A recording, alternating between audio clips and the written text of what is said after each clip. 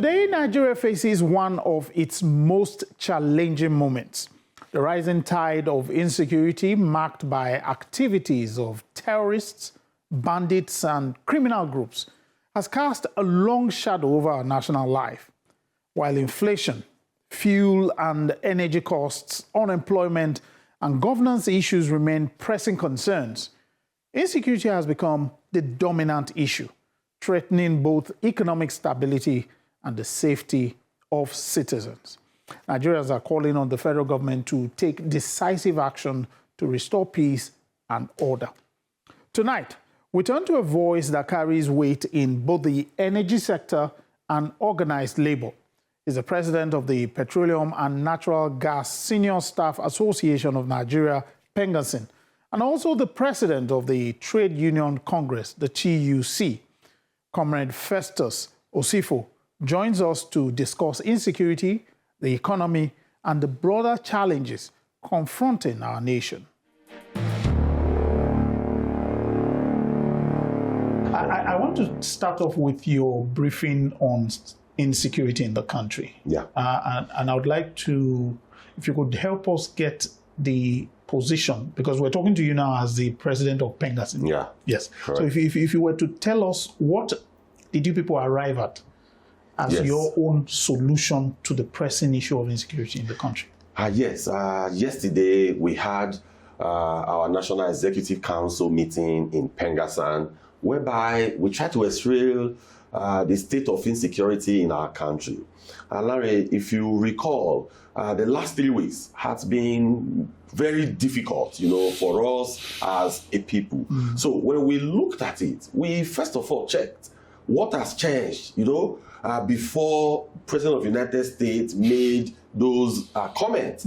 If you watch before then, there were some level of stability. But after the comment from Donald Trump, the entire country went into haywire. So what clearly has changed? So from our own analysis, we saw that if there are fifth columnists who are trying to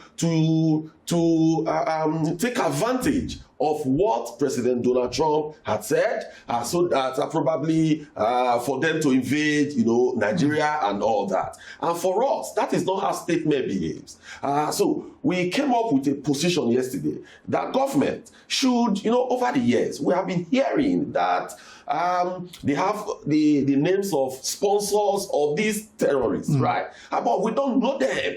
What is government doing about this? So for us, government should go after any individual, be it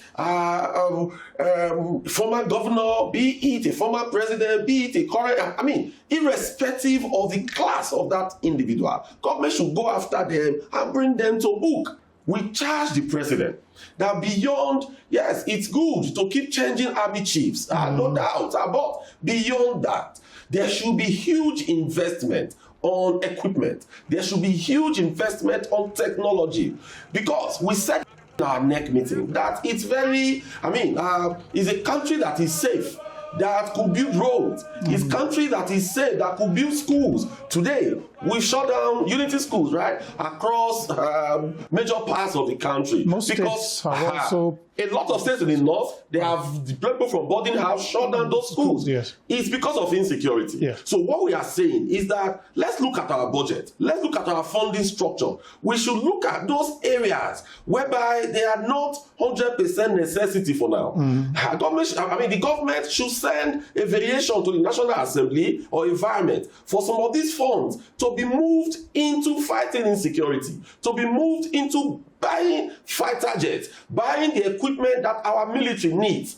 Because one of the challenges that we are currently facing, the military are currently facing, is it's because of the fact that they may not have the sophisticated equipment that a modern military should have. Okay. So they need, there should be huge investment. We know that there's paucity of funds, but you can pause some other areas and you move funds into this area, you focus on it. Within the next 6 months, 1 year, you clear them, then we could now move into other area of social infrastructural development. So that was one of the things that we came up with. Then I mean, the issue of state police has been a cliche, right? We've actually been pushing for these, at least for the last 10 years, because for us, the argument we've had from politicians is actually that, oh, when you bring state police, that they will use it to, politicians will use it to fight themselves. But the question we have asked is that, how many politicians do we have in Nigeria? They are less than 0.1% of the entire Nigerian population. So, will you now, because of 0.1%, put the lives of 99.9% in jeopardy? So for us, the time to pass the act implementing state police is now. As a union, I hope you're aware that a lot of people have questioned spending for security. A lot of money has gone in, and sometimes a lot of people quarrel with the way it's being spent. Yes, correct. So, but here you are now advocating that more money is sent there. Are you not worried it will go the way or some people are worried? Yes, we cannot, because of the fact that we question how money is being spent, not to get the state-of-the-art equipment for our military. Okay. I mean, that is actually why the National Assembly is there.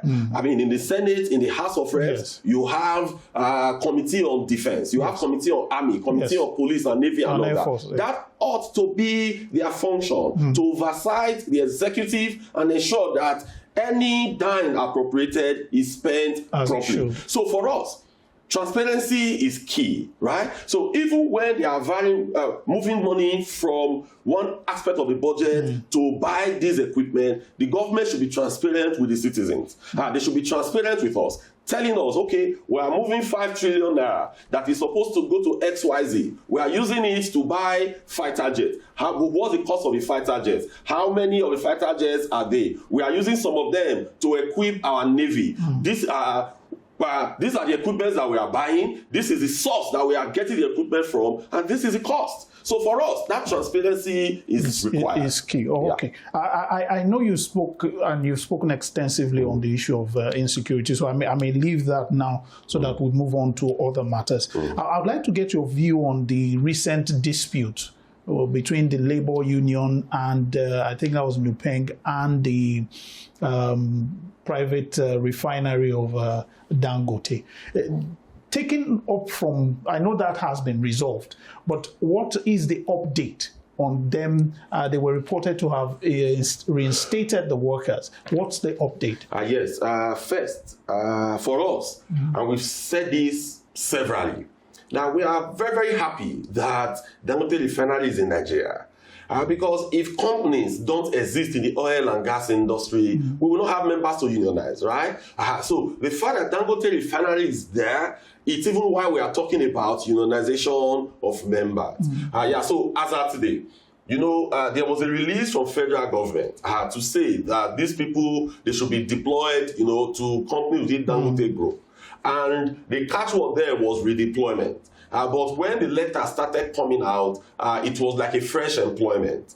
So our members there, they raised a lot of concerns. So that now made us to start engaging, you know, all stakeholders, from Ministry of Labour to the security to Dangote management and all that. So as we speak today, there are some understandings we've had on how they will integrate these people, including ladies that are married. Because someone is married and she lives in Lagos, she has children, and you're not transferring her to Benue. You are transferring her to, I mean, it's not quite healthy. So we've pushed all this out there, and thank God the management, they've told us that they will reconsider all that. Okay. So as we stand today, the issue is not closed, but discussion is ongoing. And we believe that between now and the next maximum, maybe by next weekend maximum, we should be able to lay all these to rest. Okay. But as we speak, there is progress, but the subject is not yet closed. Okay. Well, the subject is not closed to the point that it also raised issues. Because I think that time it raised to the fore the issue of labor disputes and its impact on the country. And a lot of people came up to say, look, don't throw away the baby with the bathwater. Dangote Refinery has a role it's playing in the country, in the economy, and even in the sub-region. And there needs to be careful, we need to be careful how we go about the dispute. So I'm asking now, as a labor leader, how can we strike the balance Yeah. between where labor unions are confronting, whether it's a government office or a private organization, and the impact of such confrontations on the public, on the economy? Larry, so labor unions, we have unique challenge in Nigeria. Okay. And that challenge that we have is because of the fact that the government institutions are very, very weak. Okay. In other climes, if a company wakes up and say, I'm sacking 100 people, it's not even the union that will first come into the terrain. It's going to be government institutions. Questions will be asked. Why are you doing this? What are the challenges? What are the issues? It's after they have raised those things and there are satisfactory answers to them before even government will allow them to carry out such sack. So here in Nigeria, the labor unions, we are even doing things that are much more than what we ought to do, because the government institutions, a lot of them, they are not alive to their responsibilities. Sorry, like which institution? Yes, let me give a clear-cut example. So let's say a particular company today, they are bringing expatriates from abroad, right? And we have a law in Nigeria on expatriate quota. Yes. Who is to implement the laws on expatriate quota? Is it the labor unions? No. It's the government. Yes.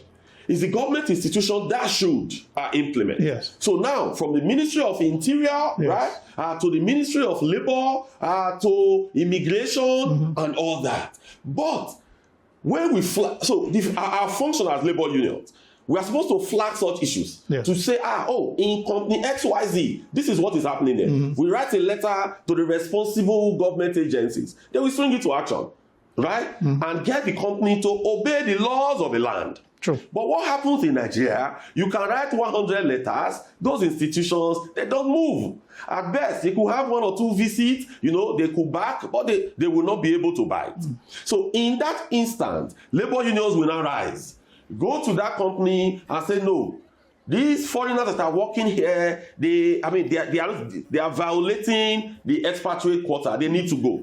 So we will not start agitation, we will not start picketing, and we will not get those people out. That clearly is not our function. It's not our responsibility. But we do it.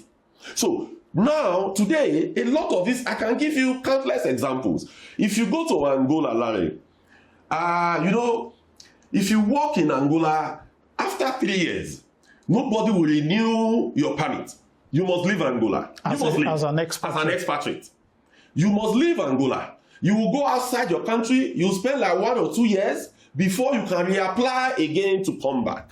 But in the case of Nigeria, it's not like that. But we are labor unions. Those are the things we do. So now, coming back to your question. Yes. So first, I'm bringing in government because if the institutions are strong, if, for example, today, you have strong departments in the Ministry of Labor. So before such issue even get to the public glare, they should be able to apprehend it. They should be able to call all parties together. They should be able to tell truth to power, irrespective of those that are involved. And we, on our part, we will feel satisfied to say, okay, these conciliators, these mediators, they have actually done justice to the subject, knowing that in labor parlance, you cannot get it all. True. It's actually a win-win situation. So we leave.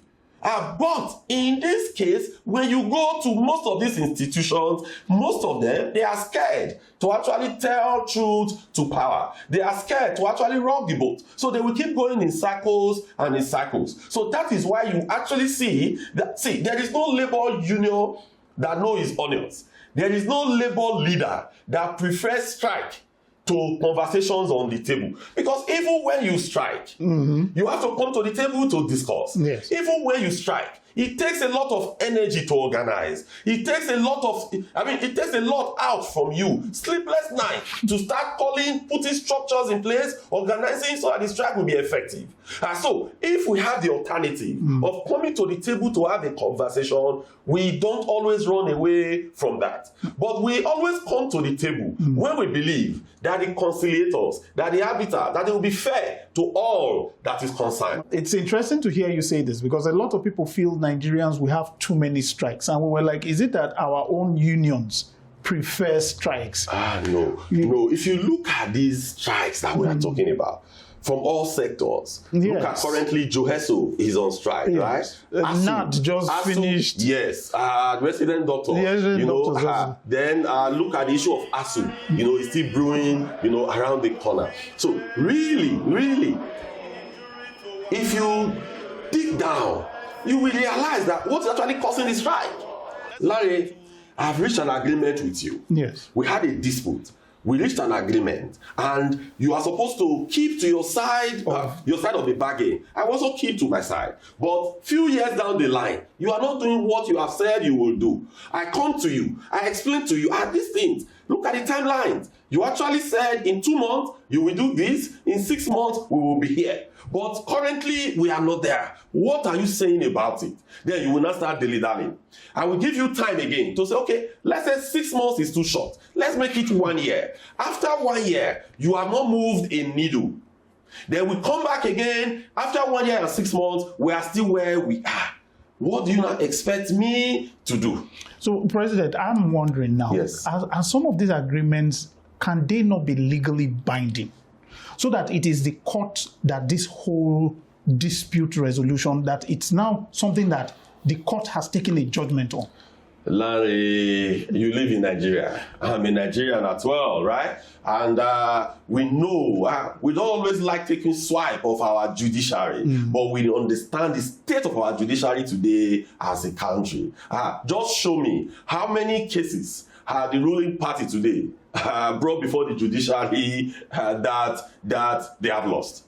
I mean, literally, they win almost everything, all the cases that they are interested in. So our judiciary today, are they truly independent? So what is actually do we really have hope on the judiciary? So the common man on the street, how can he take a case to the court against government? Or let's say federal government, and you expect that person to win. It's really a dicey situation. I wish our judiciary was clearly independent. I wish they were doing what judiciaries or judges, what they do in the developed clime. Then we could start having such conversations. So the faith on the judiciary there's a question mark in there. Okay. Let's leave that, but I would still like to remain on the oil and gas sector. And I would like to understand from your own perspective, if you look at how far we've gone so far, how would you say developments have gone? A lot happened this year.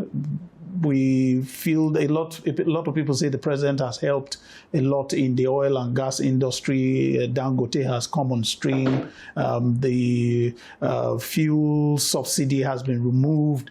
What is the state now for those of you who work in that sector? Yes, in the oil and gas sector, I think we've made some level of progress.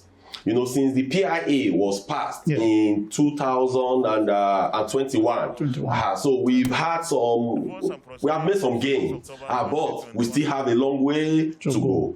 If you remember very well, looking at the upstream, at the time, we were producing less than 1 million barrels of crude per day because of insecurity. At that time, for example, you could see that PENGASSAN, we were right there on the street.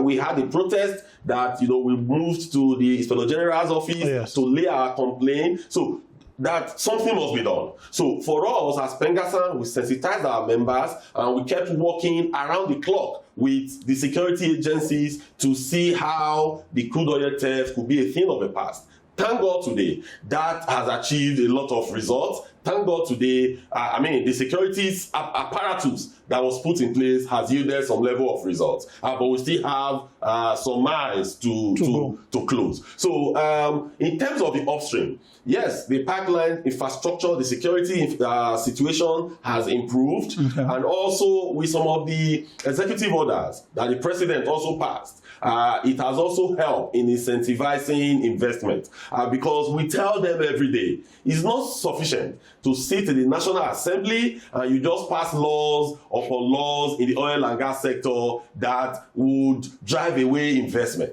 Because you could come up today and say, for anybody to invest in the oil and gas industry, you could increase the royalty. You could increase the taxes that they will pay. You could do that. But as you are doing that, what is happening is that the investors, they are taking their money outside the country. Before now, Nigeria was the toast and the bride in terms of the oil and gas countries in the world.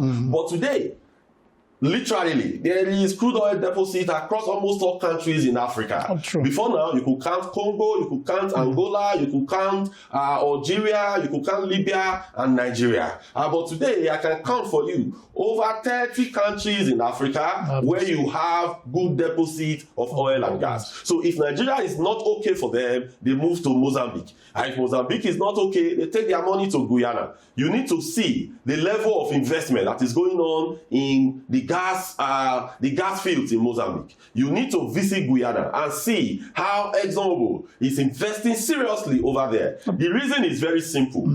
When you put $1 into, when you invest $1 in Guyana, you can get back maybe 30 cents, right? So if you invest $1 in Nigeria, maybe you are getting 10 to 15 cents. So when the investors look at it, there is no sentiment, there is no emotions. It's about return on investment, and it's about guarantees to their assets. Because here in Nigeria, we have some unique challenges. So that is why when they were passing the Petroleum Industry Act, PENGASSAN and NUPENG, we engage government seriously, letting them understand that you must look at the peculiarities that we have in Nigeria.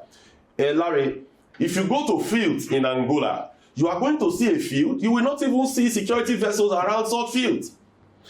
You have naval vessels in some specific locations, but in Nigeria here, if you go to one oil installation offshore, you are going to see maybe like 4 or 5 security vessels that is protecting one oil installation. The reason is because of insecurity. And those 4 or 5 vessels protecting one installation offshore, you have Navy, you are going to buy diesel, you are going to pay for those security vessels. So they all yes. It builds into the cost. So now when you are passing bills in Nigeria, you must put those costs into cognizance. You must factor them in. Don't just say, oh, in Angola, for example, the company tax is 30%. So in Nigeria, we must tax them 30%. But there are some other things that the government is providing in Angola to ensure that the oil and gas investments, are relatively safe, that we don't have here in Nigeria. So our specifics and our unique situation must be taken into account. So for the midstream, midstream is actually, the upstream. It has to deal majorly with the exploration and exploitation of the oil and gas that takes place maybe in offshore, deep offshore, and the shallow, the onshore locations. But for the midstream, it has to do with the pipeline transportation, using pipeline to transport crude or using pipeline to transport petroleum products. It also has to deal with using vessels, those tankers, in the bigger story, like a big ship that you have in the sea that brings crude, that takes crude from Nigeria abroad and brings petroleum products. So that is actually defined as the midstream. So today in Nigeria, that area has not developed, too well, because today we don't. How many Nigerians have actually invested in buying these modern vessels, in buying these ships that you could use in sailing crude from Nigeria abroad. So it has not really developed. So it's one area that we think that government could look at and put some level of incentives, because most of the incentives that government has brought to bear, it's actually in the upstream. But that midstream is a big business. It has to do majorly with the trading of oil and gas, both oil, gas, and heat product. So that area has not grown sufficiently. Then in terms of the downstream, you know, that talks about the refining, that talks about the distribution of petroleum products, you know, within the country and all that. It talks about which affects the price and the ones you buy as you go to the pump. Yeah, the pump price and all that. Yes, today, thanks to the Dangote Refinery and thanks to the marginal fields, or other modular refineries that are being built today. So currently for us, that area is developing. You know, when the subsidy was removed, you know, over the years, that subsidy payment has actually caused a level of distortion in the downstream sector of the oil and gas industry. But the subsidy not being there again today, it has actually brought in other players into that sector. So what we are also pushing is that government should do everything possible to put some level of incentives so that a lot of investors will come into that sector, because that is what actually touches the lives of you and I. Because when there are a number of players, you know, in a particular sector, in a particular area, what will happen is that it will bring in competition. And what competition does, it improves efficiency and it also, at the end, reduces price. So that the price of this petroleum product will be much more reduced. So overall, I could say that in the last 2 years, we have made some major gains across the various sectors in the oil and gas industry, but a lot could still be done. So two questions I would like to ask, and the first one is, a lot of people still talk about the nostalgically, they've been saying before subsidy the price was so, will it ever come down? And the expectation was that when they said there was going to be a refinery, now we won't be importing, that the price will drop back. But is that feasible in any? No, we've explained this to Nigerians over time. The only thing that will drop the price of petroleum products today, Larry, is when the exchange rate comes down. So the prices of commodities today are expensive because of the exchange rate. This camera that we are using to record this program, go and check the price of this camera as of January 2023. If you compare that to the price of the camera today, it's going to be at least multiplied by 3. If the cost of the camera was 1 million naira as of then, today is going to be 1 million times 3, giving 3 million naira. It's that simple.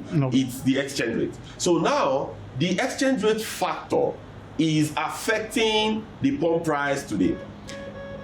If there was devaluation as at 2022 December, when the exchange rate was hovering officially around 400 naira to $1. We would have been buying PMS today for less than 350 naira per liter. But what now moved it is the exchange rate. But I know a lot of Nigerians will ask, but we have crude here in Nigeria. It is true, it is correct. But that crude that we have here in Nigeria, you know, that industry, the oil and gas industry is a petrodollar industry. Let me just give you an example. So you have a field that you want to develop oil wells, right? You have to go and bring in the rigs. Those rigs, they are priced per day in dollars. In fact, if it's deep offshore, some of those rigs, you pay up to $1 million per day for those rigs that are drilling in deep offshore, right? Then you will now all the equipment that you are going to mobilize to the rigs, they are all priced in USD. So everything around the oil exploration and exploitation, they are priced in USD. Even the vessels that you are going to hire to supply materials from onshore, which is the land, to offshore, is also priced in dollars. So at the end, you will now realize that everything input that goes into that crude being produced from the ground are priced in dollars. So because it's priced in dollars, so anybody that produces that crude is also going to sell the crude in dollars. Let us not make mistake. that today that we are selling crude to Dangote in naira. It's just conversion, Larry. What that means is that if the price of crude in international market is $60 per barrel, all you do, take a calculator, you punch it, $60 multiplied by 1,500, and you ask Dangote to pay. So the difference is that instead of giving you $60 per barrel, he's giving you 60 times 1,500 in naira. So the gain is just the pressure of him looking for FX. That's all. That's just it. Second question, the issue of gas. Yes. A lot of people are wondering why we still seem to have gas scarcity and shortage, because you get to some power stations, they'll tell you gas. We see what is happening with our gas. When we had the recent PENGASSAN strike, everybody, PENGASSAN, we are the reason why gas has been scarce. Everybody started heaping the blame. Yeah, but we are ready to take in anything, but our eyes were always on the ball. Okay. So today in Nigeria, one of the challenges that we have is that there is, first, no deliberate development of gas fields.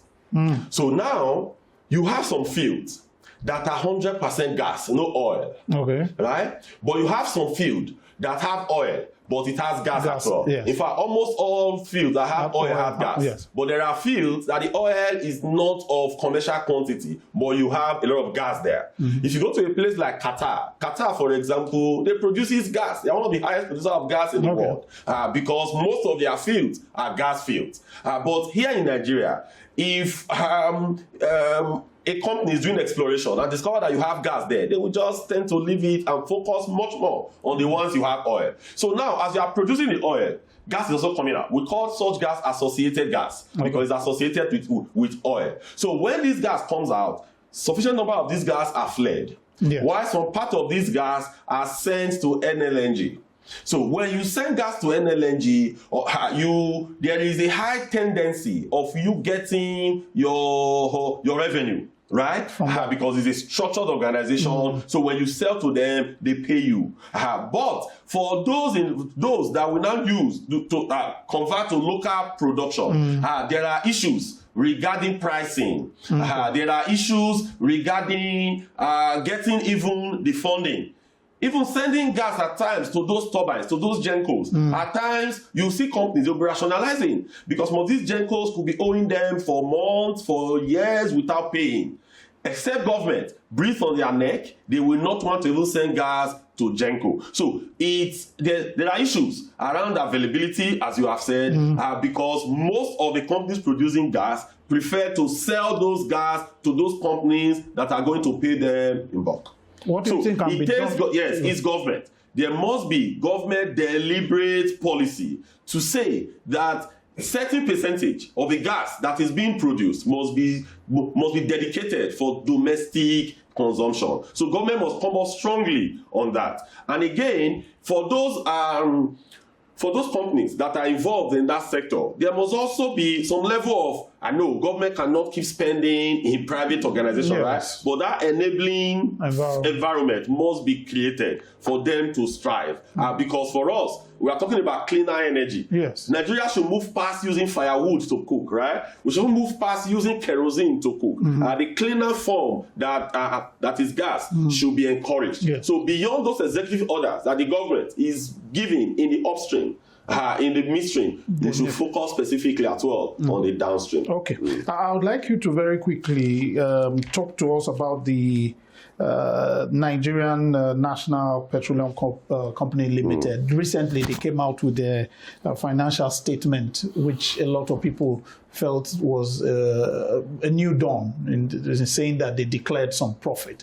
But from your own point of view, looking at it from an insider perspective, what would you say, what your... Yes, we've been working closely with NNPC for a while because our branch there is very strong. So we get data from them. We try to do those checks and all that. Actually, this profit declaration from NNPC started under Mele Kolokiari, the immediate past GC of NNPC Limited. We are quite happy that Engineer Bayo Julari is sustaining that and even improving much more on that. I mean, he is one person that we know clearly that understands the business of oil and gas and how to turn our energy sector into prosperity.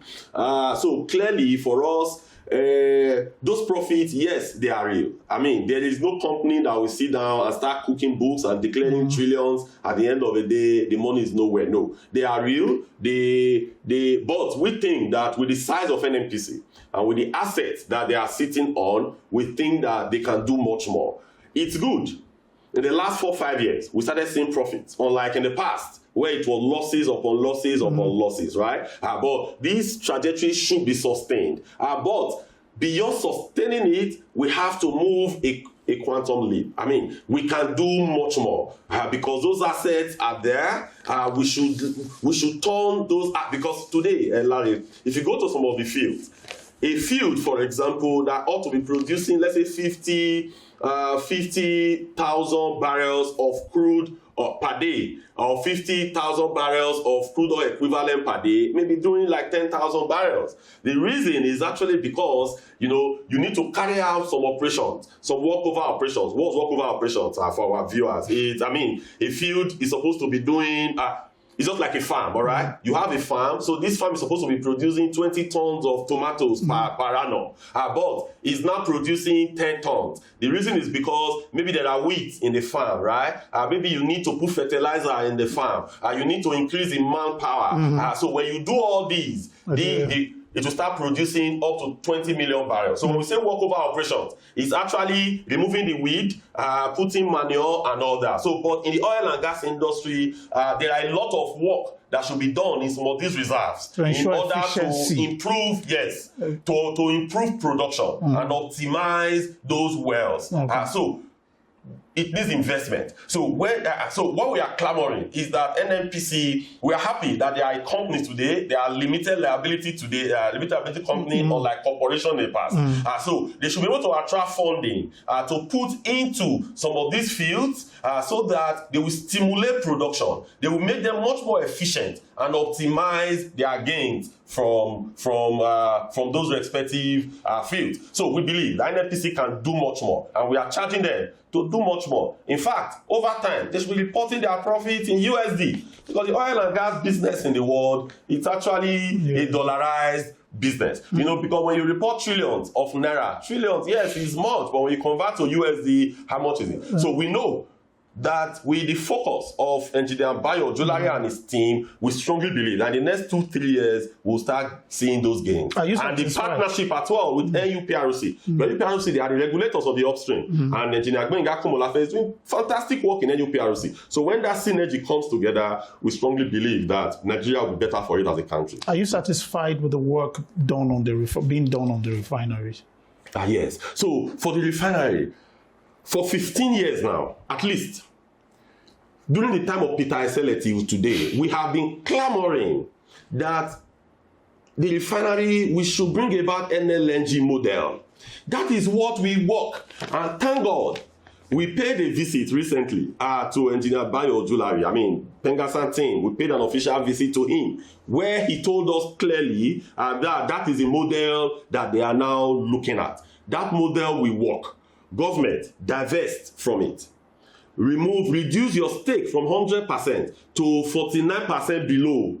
Bring in private investors who are refiners, not private investors that are portfolio investors, or private investors that are your cronies or your friends that doesn't have business on how refining should be done. Look at NLNG today. You have Shell in there. You have Total Energies in there. You have ENI, which is Ajib, in there. The three of them making 51%. And because they are people that they are strong players internationally in the oil and gas business, that is why NLNG is working. Government has just 49%. So decision making is...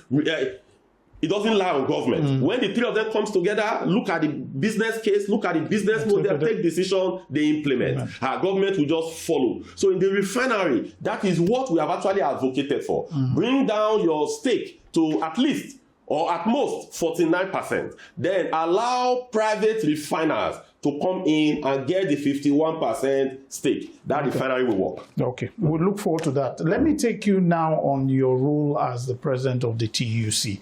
I would like to understand what, from your perspective, I know you played an active role in the negotiation for the minimum wage.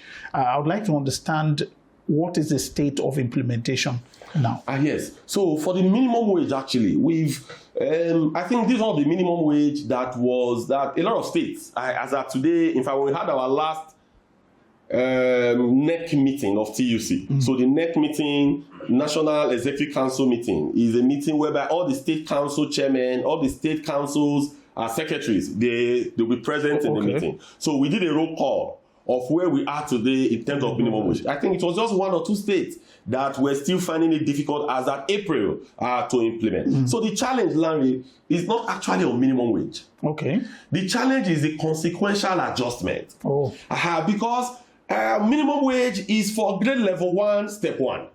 Grade level 1, step 1 is someone that never even attended primary school.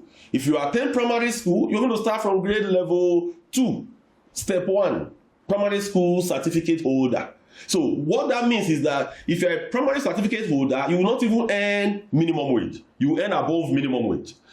If you are a secondary school certificate holder, you will not start from, I think, grade level 4 or thereabout. If you start from grade level 4, you are going to earn much more above minimum wage. So the challenge is not actually on the minimum wage, but how do you graduate it to affect all others? So that is where the problem is.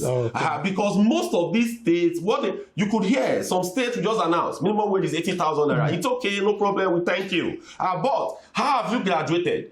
The former minimum wage was 30,000. So if you look at 70,000 over 30,000, it's about 133%. All right? So this 133%, how much percent have you added to grade level 8? How many have you added to grade level 9? What we realized was that a lot of these states, they will just add a constant amount across board. That is not how minimum wage works. So the challenge is not implementing. I can say that today, almost all states are doing the minimum wage, but they didn't do the consequential adjustment properly. We have very few states that have done that consequential adjustment properly.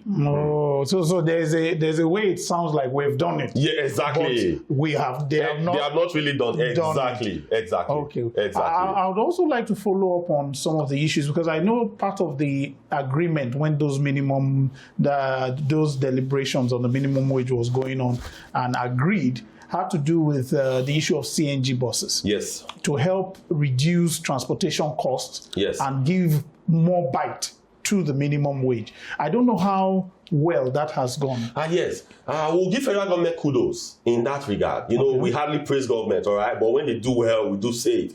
To a very large extent, they brought a lot of CNG buses, gave some for hire purchase, try to give to different stakeholders. But the challenge that we highlighted from the beginning is what we are seeing today. Larry, it's just like you have a car, electric car, and you don't have places to charge them. So what are you going to do? You have an electric car, you are driving from here to Kano, all right? You get to maybe somewhere around Zaria or thereabout, or one village that doesn't have light. So the battery runs down. What will you do? You'll be stranded. Yes. There's nowhere to charge your battery. The same thing with the CNG. So what we've been saying since 2023 is that even as we are trying to purchase the CNG buses, we must develop the CNG infrastructure in our pump stations, in our gas stations, our fuel stations. Let us incentivize those people so that let us have tanks for CNG, so that when you are driving and you see your tank, you drive in there and you refuel your tanks. So that is the challenge we are having. Most of these buses, you will see that they write CNG on it. Yes. But they are dual purpose. So they use both CNG and petrol. So a lot of them, they are you will see CNG on it, but they are using petrol. Because there is a knob. When you take the knob forward, it's CNG. When you take it backward, it's petrol. So you could use either of them. So we have not really realized that gain of CNG because there are no infrastructures. You could come here in Abuja, you could have 1 or 2, 3 places where you could refuel, right? In Lagos, you could have. In Benin, they've also grown in that as well. But I can count those places for you. Most of these are within urban areas. When you leave those urban centers, I can tell you that there are no infrastructure. So we've told government, there are institutions that are ready, Greenville, LNG, NIPCO and all that, they are all prepared and ready to develop this infrastructure. So it is for government to do that partnership with them. It's for government to incentivize them. Incentivizing does not mean you give them money, but it could be regulations, it could be laws, it could be policies, it could be executive order to incentivize them to create and develop these infrastructures. Until these infrastructures are built, I'm sorry, we will not realize the gains of CNG. Okay, well, thank you very much. I think we've tried to take you on a lot of issues, and we're really grateful for your time. Thank you so much, Larry. I appreciate it. Thank you so much. Thank you. Thank you for having me. Well, that concludes tonight's discussion. We've heard Comrade Osifo's perspectives on insecurity and other pressing national issues. The challenges before us are indeed significant, yet the resilience and determination of Nigerians remain a source of strength. I'd love to have your thoughts and perspectives on these issues. Share your reactions and questions with us through our social media platforms and email. And for those who wish to revisit past conversations, our YouTube channel has a full archive. Simply search for Newsnight, explore the playlist, and catch up at your convenience.